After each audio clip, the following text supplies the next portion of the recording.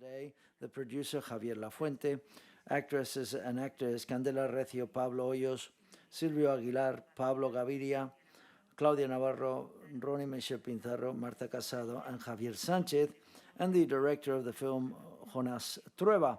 As usual, please raise your hands so that you can ask questions.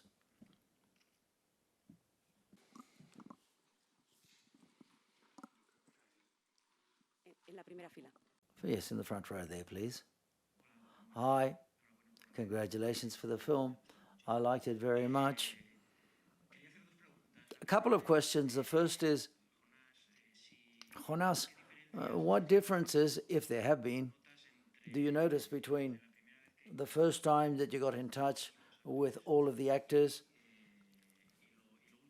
and the last thing that you shoot with them? 5 years, I think was. Well, 5 years later. And the second question is, well, I'd like to know whether perhaps in the future you're thinking about doing anything else with them or with part of them. For example, with Antoine Doinel de Tourfort, we saw how he grew in one of the films. Is there any idea behind that at all? Thank you. Well, thank you very much for your question, and to the festival for taking us in, really. And I feel very excited to be here on this panel with a lot of dear friends. And it was not obvious that we were going to be here, but here we are, and it's very great. It's great because we've come 5 years after with Candela and with Pablo when we presented the Reconquest in 2016. So therefore, it's very exciting. And taking your question along these lines, for example, obviously, a lot of time has gone by, and with them, for example, with Pablo and Candela, to be here when they were 15 years old, and now they're 20, 21 years old. And for example, it's great to see Pablo Gaviria, who's behind me, and Claudia Navarro, who's on the other side, but who also participated in the Reconquest. So therefore, the 8 people who are here, 4 of them, Candela, Pablo, Gaviria, and Claudia, were in the Reconquest already. So therefore, there are people who I had the good fortune of meeting when they were 13 years of age in the casting that I did with Lorena Tudela, who's there, who accompanies me in all my films and all the castings that we did for that film. We already found these 4 people, and if we're here practically 7 years later, but it's a long time, there's a lot of life, and they've been powerful years for them, for me, and for everyone. So therefore, obviously, we've changed a lot. And I think, and in turn, I think we're very faithful to, or loyal to what we were in the past, and I hope that with more experience, but I feel I've had the good fortune that they've allowed me to accompany them over these few years, and to allow to make this film and to make this portrait, shall we say, of some of them. They've been very generous with me because it's not obvious what we were trying to do. This film that we've presented here, it wasn't clear that it was obvious that it was going to become a film, but so that it's very generous for them to put their trust in a person. Not the calling out for a casting to make a film. It's a bit crazier in order to coin a phrase. But I've learned a lot from them, and obviously I've seen them grow a lot, but we've been quite close by. I haven't noticed those differences too much. I'm not too sure whether I've answered your question. I hope so. Segunda pregunta. Second question.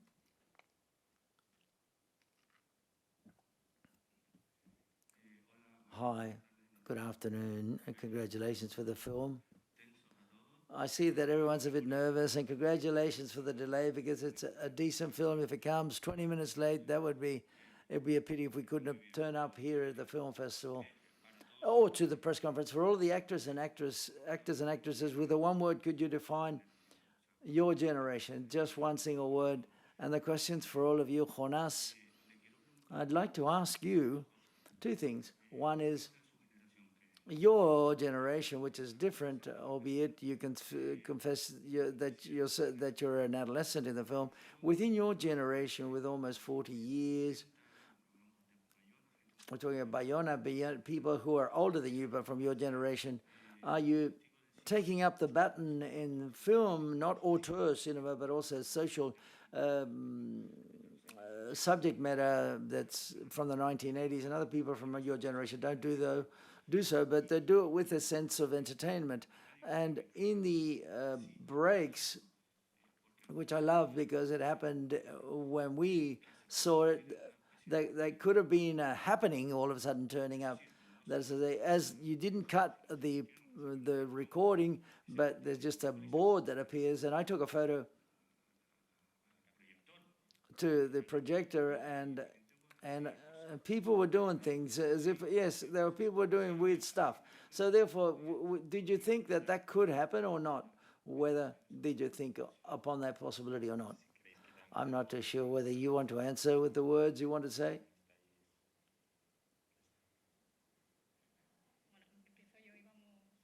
Okay, I'll start. Against the current, I would say a change.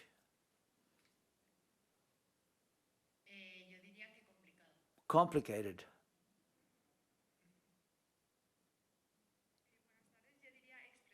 Expressive.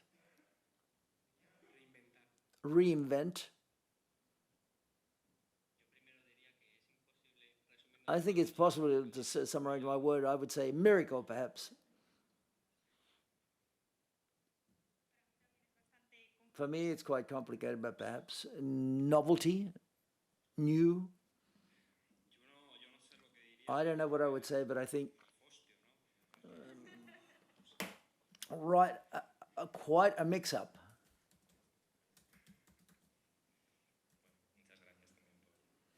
So I like what you said about the happening in the breaks, but in the first screenings at home with friends and with the crew and the cast, I thought, well, okay, we can dance here, or it would be. It's a bit of a controversial, but the belief is we believe in those two breaks in the film, albeit the film is long, and it want the audience to go to the bathroom, but it's okay to sit down and all of a sudden to think about something else, to think about what you're seeing. The film doesn't continue after the two breaks, after the two intervals. It doesn't continue the same.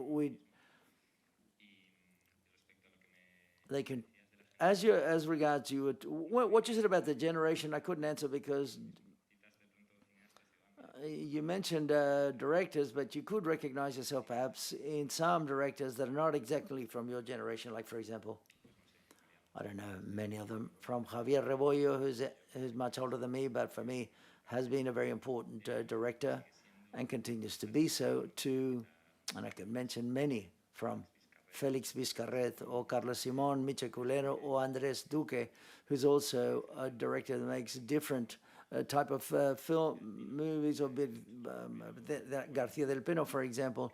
So therefore, I think all of us are more or less making the films that we need to make and that we can make. I think it's been a generation. My generation has been quite possible, but at least the directors that I must identify with, but not so much that are doing it in a very dignified way, impacts people, what they're commissioned to do for TV or supported by TVs and platforms, for example. So therefore, that do this and with which I can't feel myself further away than them, from them, that those that are making films that are much more possible to make, because we've done it in the years of the prior crisis, economic crisis. What's come along is this need of making films that quite often was adjusted to reality, which was something that we didn't have. And nevertheless, I think it's a beautiful generation. Everyone makes their films. I'm not too sure what one film has to do with others, but we do believe there's a lot of interest that we have together, and we've had to live through these particular years. These are the years in which these friends who are here with me today had to grow up. And Candela was talking about this yesterday. You were saying it to someone that obviously in 2008, when the crisis started, they were very small, but obviously it affected them. And I'm sure you could probably tell the story much better than me. But nevertheless, what I'm saying is that they're affected by that crisis when they were kids, and now the crisis that occurs when they're when they become mature adults. So I would like to take it, I want to see how they took that on and the difficulties and to turn them into possibilities, which is always the challenge. I didn't know whether I was going to watch the entire film because the truth is, I got up, but the truth is I stayed and I enjoyed the entire film, and therefore going to the bathroom and the intervals is necessary nevertheless. But giving a voice to young people or to the youth who are normally politically eclipsed and tell us about things that are important to them and move them, for example, as we've known in other generations, we miss. This is something we miss, and I think it's quite meritorious what you've done. But I must recognize that what I missed was an epilogue, for example, where the lockdown would have been, undoubtedly, it is mentioned, but it was an opportunity, perhaps, and at a delicate moment, for example, of that growth process and becoming adults. I thought that the film is rhapsodical, and that's one of its merits, which some parts were interesting and others were not. And I imagine the contrary would have happened to other people, but on certain occasions, I took notes because I was fascinated, and others, I'm not too sure whether there was an occasion of making another editing again and filmed by Groucho Rodriguez, I don't know, and to see a bit shorter perhaps. But nevertheless, what do you think about what I've just mentioned, that the pandemic perhaps or lockdown should have been reflected more, and congratulations for the film and for having given a voice to those people that don't have a voice quite often. Thank you. I understand what you're saying, but perhaps I missed that because it happens to me with the ending of the film, that it leaves me a little as if I don't really know myself. But I feel that the film, I didn't close it. I abandoned it at a given moment because I thought I didn't know exactly what I could do, and I felt that I was at a moment where the film finishes almost in suspension. It's not an ending. It's not closed. It's still suspended in the air with the faces of all of the actors, like asking a question. That was the most honest thing. I didn't want to pull out an ending out of my sleeve. No, this is the film that I've done and that I've worked a lot upon with Marta Velasco, my editor, and a lot of distilling work to achieve those 3 hours and 40 minutes, which is a long time, but it's a true work of filtering things and fine-tuning different scenes. So therefore, obviously in a few years I would edit it differently, but now this is the film I'm responding to, and I want to leave it as such. I'm not too sure whether in the future we will open it up and do it again, because the project started up with the vocation of being an open film that didn't close or didn't come to an end, like a never-ending film. But it depends upon the energy and the mood. It's difficult to sustain the mood with which you start up a film. It's very specific. And so therefore, for me, it was quite specific, the mood with which I started the film. There was a kind of, when I finished The Reconquest, for example, there was a certain melancholy of wanting to work with those two, but with other actors as well, something that happened there. And obviously, that mood moved into other things, and I can't really give you an answer. I signed my name to the film, and that's what it is now, at this present moment, at this date, on this day, but perhaps tomorrow. Now, perhaps reality. I understand what you're saying, and I probably would change everything. But it's a film that I see quite often. I continue, why didn't I shoot this, that, and the other? Why did I take that away and didn't use the other? That's always going to happen. With other films, it didn't happen so much. They were more responded to This is a very open film with a lot of possibilities. I'm glad to have been able to make it this way, and that the editing is organic and it is faithful, loyal to the process and honest vis-a-vis the shooting and the stops and the intervals and the ups and downs of the plot, and that appears in the film. It's a film, as you say, it's like a river, and it has different parts, and this always makes the audience, they may like the first, the second, or the third part. You know, this all depends upon the nature of the film, and that's how we undertake it. Thank you.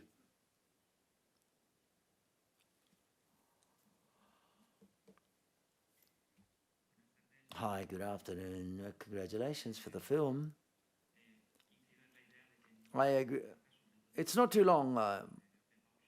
with the two intervals, and it's the voice of a generation. Apart from this, I think there's a message of transferring or transmitting or conveying the love of how to make films. And I would like to know from the crew, from the cast, whether they feel it, because I think most of you are training as actors, as sound, in sound and direction, and also for directing, but studying directing. Music is also integrated by Andrei Russo. Apart from Rafa Berri's film music in the film, was that organic, an idea from the outset? And what do you think, Jonas? Rafa Berrio, what would he have thought if seeing this final edit or cut of the film?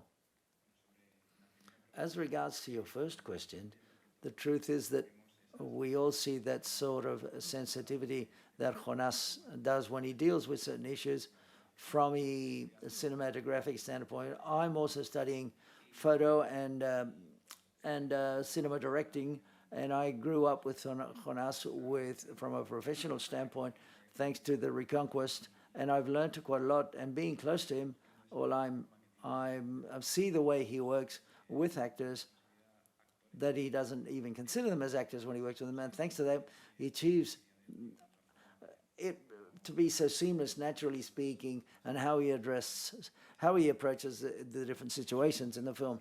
That's unique in Jonas, and I have him as a reference, as a benchmark, really, and to be with him, that's how I feel it, but that's what I wanted to say anyway. I think that the seed of the film is we wanted to continue to know each other within cinema. Marks the way how we related to the cinema. We could have met each other abroad or outside and meet up, but that's not what we wanted. We wanted to see where it was going and how to tell the story from that standpoint. And I think that's why we've not been able to leave cinemas. Now I'm studying to be an actress, and Jonas has been for 5 years more from the Reconquest being a constant part of my life and an important part of my life in the years in those years in which you decide upon a lot of things, means that I don't know how to be away from the world of cinema, and I want to continue to be in there. I have to recognize that thanks to Jonas, I know what my passion is. And it's something that, well, it started with him, and I think it's very beautiful. So thank you very much. I have to say, yes, as regards this issue, is that Jonas has the talent that other directors who I've worked with may have, but of conveying a lot of peace. It's not he's not forceful at all. When we have to portray something, we are ourselves, and it comes out, and it's not. It's really who we are and how we express ourselves, and we are freely giving our opinions, and everything flows from one issue to the other. It all follows a line, and nobody is writing it on a script. It just emerges.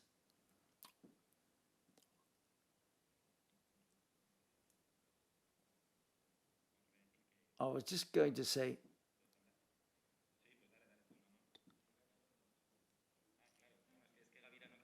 well, you mentioned Russo, Andrei, for example, but Pablo Gavira also has 2 songs in the film.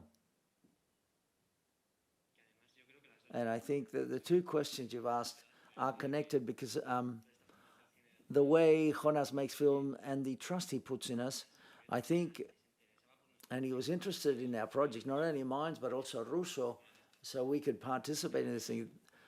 That's how we made the film, because it's been 5 years in which we've told everything and we've lived through a lot of things, and it's very good that at the end of the day, he's well developed as an artist, that he's interested in smaller people such as us.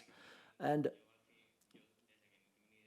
I didn't know anything about films, and I see him in every film I've seen of his has a great link in the romantic in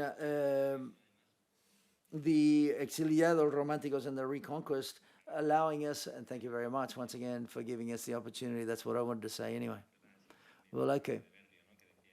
Well, about Berrio, just like what you said before, and it's great to be able to be here, as I said before, and it's also a film, it's among the things that the film tries to be.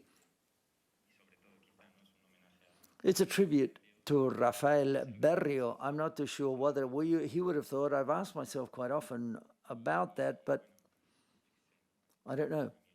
They've got friends here that perhaps would give you a better answer or know more about it. But sometimes I ask myself, I hope it wouldn't bother him. I think that it wouldn't bother him, and that's okay because he was very generous with us with the Reconquest. And I remember Wishful Thinkers, and he was there sitting down watching the film when we came to San Sebastian. So he's always accompanied us, and he's always put his trust in us. And this film, without him, I've always thought about it. It's a very strange link that we have there, but if he hadn't have written that song many years ago, perhaps we wouldn't have made that film. That song was very important for me in the Reconquest, but sometimes I think the title, we've given it another meaning through the song. It's almost being used as a mantra to continue to understand how we make films. It's more than an attitude than other things. Attitude in this case is, who's stopping us? Let's keep going ahead and let's not be afraid, and we'll see what happens. So there's a bit of, the song tries to explain that in the film. And that's enough just to make it if you want to escape. That's what it says in the lyrics. So therefore, at the end of the day, what it is, it's like a call to action, but in a bit more relaxed way. It's not revolutionary. I like the song because you could change your name for another name that sounds better, but in the lyrics, but writing in verse and not in prose. For example, he says things that are very exact and that's very beautiful. The thing that he had was a lot of attitude as a creator, which I would love. Gavita says that I could be developed as an artist. I would like to be able to have that attitude, to have an attitude like Rafa had of being a creator, a human being in life. That's what one aspires to. And that good creators say the attitude, it's the attitude more than one's works with which they've developed their work and how they've been in the world. And I love that Rafa, in his absurdities, he was never in fashion. He never made the record that he had to make, but the one that just came out of him. He didn't mind what time it was in, if he had to sing in one language or another. He didn't care. He did what he wanted and the songs he wanted. And that's the best example. Creators and directors that I've admired are directors of this nature. Thank you. Sí, yo quería preguntar. Yes, I'd like to ask you, how do you choose amongst all of those material over 5 years? Because it's crazy to select all of that, I imagine. Yes, thank you. No. Yes, it is. It's crazy. But Marta Velasco and myself, I've got very fortunate to be with her. She's an exceptional editor who I've worked with from the first film I made. We know we can almost edit being together without even talking to each other. We like where to cut off and what take do we take and what ones do we disregard. We're really in tune. I've always edited with her, but I could not be there, and she would edit the film just the way I wanted to. But so therefore, it's been a process which has been quite simple. What we've done is spent a lot of hours, and when the pandemic came along, we had to do this remotely, which was a bit sad. But the experience of the previous years helped us very much. And the truth is, it's an edit which is quite loyal and chronologically to how the film was shot, and very intuitive, trying to make it be not depriving ourselves of anything, so allowing the film to breathe in the same way we breathed during the creation and shooting process. We had a lot of questions and doubts, when to stop, not shoot, come back and shoot again. So therefore, we tried to make the film and the editing to respect those uncertainties and startups, and I think that a criteria was purely like continuing what in the edit, exactly how the film had been shot. Hi, congratulations for the film.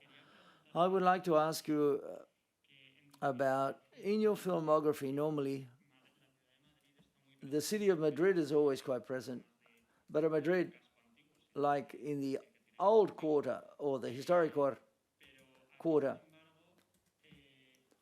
But here, however, you go to the outskirts, but you stay within the community of Madrid to portray a generation. So therefore, how do you see that? Do you think that there are different people in this type of generation? Why did you use that or just that? Yes. In the previous films, just because of the fact that I live very close to where I shoot, well, I usually stay very close to where I live. But in this film, obviously, we started close to Las Vistillas, because that's where I took them. And I feel it's a place that they visit normally, and I like that very much. It's a beautiful a district in Madrid, and the shoot took Lorena and myself and the team to different places to where they were. So it was not a film that has no vacation of making a portrait of the city, because it's always shot on the faces of the actors. We didn't think about this, but it's quite good that all of a sudden there's a shoot in Aluche, because Marta's from Aluche. There's another one in Majadahonda, because Pablo's in Majadahonda, and another one in Carabanchel, because the other person is in Pozuelo as well, and Moratalaz. And Martuzona or Pazuela, for example, there are different spaces or areas in Madrid that is quite good, because that's what I looked at, because all of these people compose a Madrid. There are things that you don't decide in the film, but all of a sudden emerge or arise. And so therefore the circumstances of the film are as you can see them. Time for a last question. Hi, thank you. I'd like to ask the actors how you manage to separate fiction characters, as the song says, from themselves when they had to, or whether Jonas had to remind you quite often when you had to do so. No, the character is more fiction, or it's more you yourself. How did you do that work? Javi, perhaps, or Silvio. As regards to that question, when Jonas shot us, he had a huge camera, and I always felt very natural, but I didn't realize that he was there. And that was an atmosphere that he was able to work upon to achieve. And I personally, I'm a character in myself, so therefore you give me a camera, and I'm not going to be my normal me of being at home. But there was always a certain, I want to show this and I want to show that, just like any normal person. But that's the same happens when you talk to somebody else, or when you meet up with a person or a colleague. That's what I liked in that sense. Well, like, I'm going to give you this image, but not as if it were a character that was created, something like that. With Candela, with Pablo, you could perhaps tell. We've always defended the thesis in the previous films is that for the actors who are actors, professional actors, that I've been able to work with in the past, the idea of seeing themselves as possible fiction characters, this is an idea that continued this project. And that's what Javi Duale was saying, which is also in the work. Ronnie was saying, I asked you to be yourselves, but in turn, you're doing a lot of things that you proposed that weren't exactly what you would normally do. So therefore, it's a bit of work that everyone has done in different intensities. Same with Silvia, for example, you can say as regards yourself or Marta or Claudia, I don't know. I have a romance with Pablo Hoyos, which is fiction. It's fiction, but the truth is that it's something that we portrayed naturally as we would really do it. For example, when I walk up to him and I share music with him, for example. These are things that obviously we've got this idea that we continue along those lines, that we're together. It comes up because that's what you would do in your day-to-day, perhaps. That's the way I did it anyway. More or less what Ronnie said, because I feel let down because there's a boy that's not paying attention to me. And this is something that with our boy didn't happen, but it happens quite often. So therefore, and then there's some confusion. There's a lot of confusion of what was happening and what happened and didn't happen, or what was happening and wasn't happening. So it's fiction in the sense that they put you into a situation that perhaps at that time is not real, but you're acting as if it was real, as if it were happening to you. So basically, that's what I mean. I think that there wasn't a pretension of being ourselves and not being ourselves.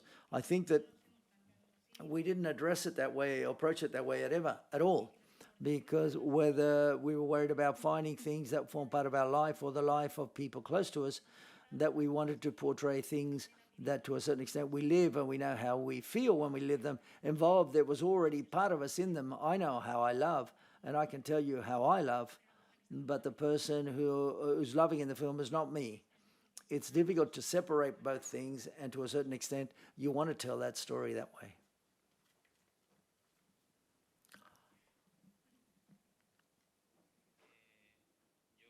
I think that I've had the good fortune from La Reconquista de Jonás has never asked me to portray another character that's not me. And so for when we ever did something in the Reconquest, I didn't have to fake anything. It all emerged from the reality that I was going through at that time. When he's asked me, well, okay, let's ask this question and do this, that, and the other, I didn't take it as a script or anything, or any reference in the sense that I had to say that strictly, but I had total freedom to be myself, and I think that's why at the end, I've never been an actor, but thanks to him, I've had this possibility of being able to believe it, so that's cool. I would like to add to what Gavita said, that the link, the connection between us all is and to meet each other through this thread, which is cinema, and that's why everything came out very naturally. We know who we are, we've met, and we act as we are, so it's easy because there's a lot of complicity between us, and I think this is very beautiful and made things much easier. And you don't address what's fiction and what's not fiction. They were just guidelines, by the by, and you did it your own way when you knew it, because there were quite often I didn't know at times. So we were always ourselves, together, and being ourselves. So the truth was, it was quite simple. It's a process. When I think about it, when I listen to them, we have to address it's the less theoretical film and less intellectualized film. Like Candela says, we didn't address anything approach. In that sense, it was a very impulsive film, almost brutal. Let's do these things. Let's record all these things. Obviously, then we've asked and repeated, and we thought about this. We've done this one way or another. Obviously, I'm the director of the film, and I've proposed things, etc., but always according to what they had already told me, and that I saw about them, and as of there, I proposed certain things. So in general, there's a bit of everything, but I think that, just like it was said, I have a certain amount of confusion as regards to what the film was, the process, life. A lot is mistaken. I think that's really, it's confusing. When you mix up your life and cinema and your own life, and there's a fine line that can't be decided upon. That confusion has been crazy, but that's the way it's emerged on a film. Thank you very much to all the cast and crew. And a big round of, let's say farewell with a big round of applause.